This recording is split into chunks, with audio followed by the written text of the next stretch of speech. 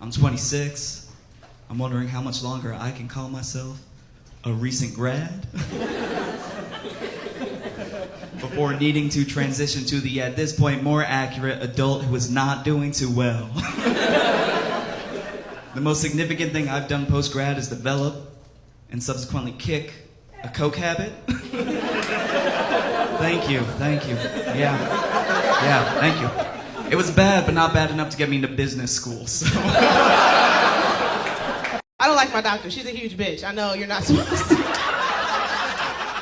Not supposed to say that about them, but fuck her. This is why I don't like her. She was like, Felicia, you have to get under 200 pounds or you're gonna get diabetes and high blood pressure. And I started losing weight. I went back to, I lost like 80 pounds. Thank you so much. And thank you so much. I did gain 30 back during quarantine. So I went back to her. I lost like 80 pounds. And I went back to her, and this is why I don't like her. She was like, oh my God, you're doing it. And it's like, well, believe in me, bitch. You said I was gonna die. You said I was gonna die. So yeah, I did it. And she was like, oh my God, you're doing it. Okay, what do you want to be, like 140, 150? And I was like, see, this is why I don't like you. You said under 200 pounds. I want to be 199 pounds. That's it. I'm not trying to soar. I'm trying to take off, steady flight, safe landing, you know? Move to a cul-de-sac. Cul-de-sac is a French word that means where the all these kids come from. Whose kids are these? Whose kids are these? They're all on scooters. They're all casing the joint, checking out which houses to go into. I don't want them in my house. Get out of my house. But they come in. What's for snack? What's your name? I don't know you. How about let's start? I don't have enough EpiPens for all your necks. I'm not feeding some stranger's kids. Get out. Get out. They won't get out of my house. They won't leave my house. Here's what I did. I registered as a sex offender.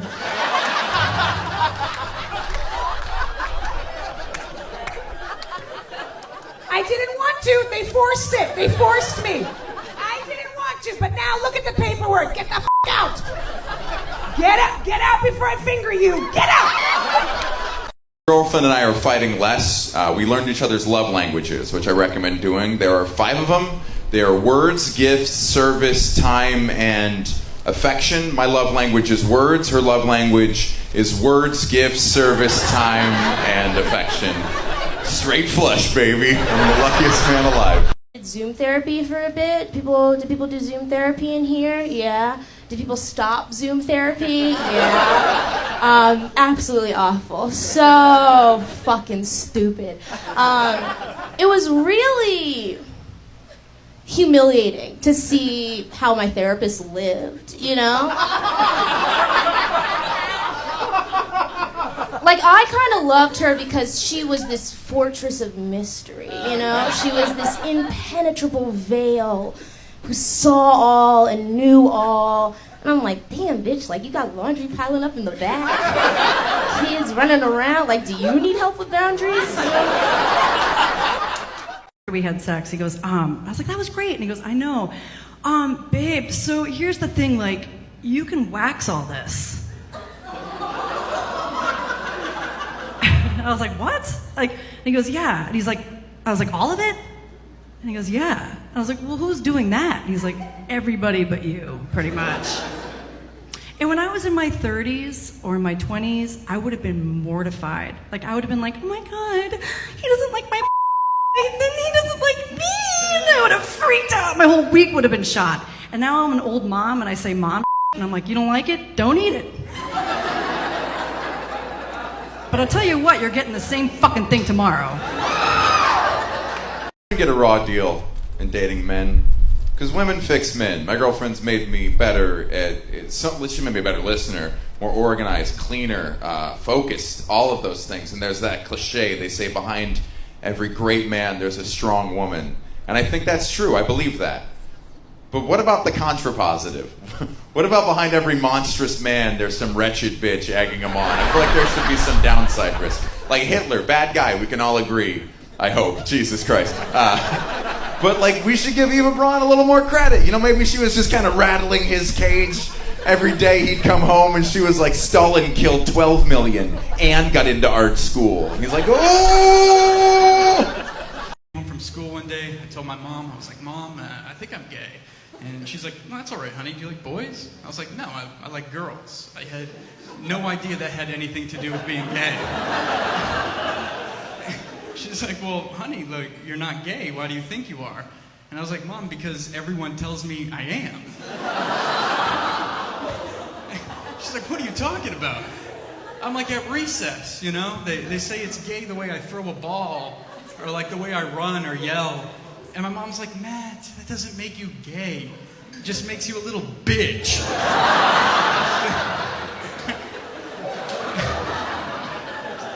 Mom. For some reason, though, that gave me confidence, right? So the next day, I'm at recess, you know, everyone's up to their typical shenanigans, right? They're like, Matt's gay, and I'm like, no, I'm not, guys, I'm just a little bitch. I don't like skinny guys, you know? I don't like skinny guys, because you never know when they're going to wake up and be like, I want to be a rapper, you know? And I cannot handle that. No, thank you. Somebody broke in my car and once, and I didn't have enough money to get the window fixed. So everywhere I went, I would take some broken glass off the back seat and sprinkle it on the ground so it looked like it just happened.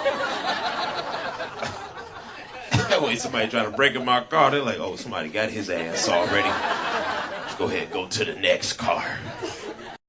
I love when the fighter doesn't speak English, when they need a translator. Because those translators, man, they got a lot of power. I've seen them go rogue before. Where you're like, that's not what that guy just said. I saw this dude, he beat this guy up so bad. Clearly the guy was knocked out, but he threw 2 extra punches on his unconscious face. Like, it was hard to watch. And the interviewer comes in after and he's talking to this guy and he's like, it looked like you took some extra satisfaction in those 2 extra shots. Was there something personal in this for you? The translator took that and then repeated it to the fighter in his native language. And the fighter heard it and he's like, hey. And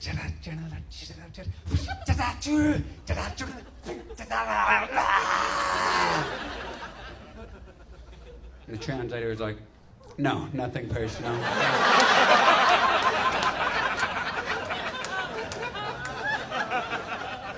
And the fighter grabs the mic back and says, the translator's like, and give my regards to his mother. It's hard for me sometimes to deal with men because they are so confident. They're the most confident beings alive. And I know this for a fact because I used to be a bank teller. I used to be a bank teller for years.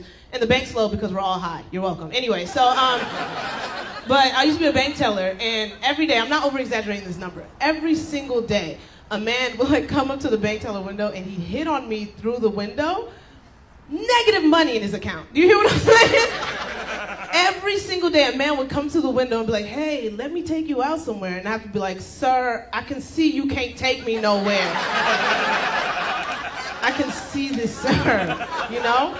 But I go because he's so confident. Am I right? He's so confident. Weird time to live in California, though, isn't it? I feel like everyone's leaving. When did that? Everyone's moving to Texas? I'm like, Texas? What in the reverse Dust Bowl is going on here? I don't think the Texans like it. Texas tries to secede from the country every 2 months because of Californians. We think we're just going to show up and be like, hello, no more guns. Boop. Like, love your hat. Like, I don't... And they're like, howdy, no more abortions. And we're like, fuck. Can't believe they're doing that. I feel like anybody who's against abortion simply has not fucked enough. You don't want that extra layer of security? You're awfully confident, sir. You've never had a scare?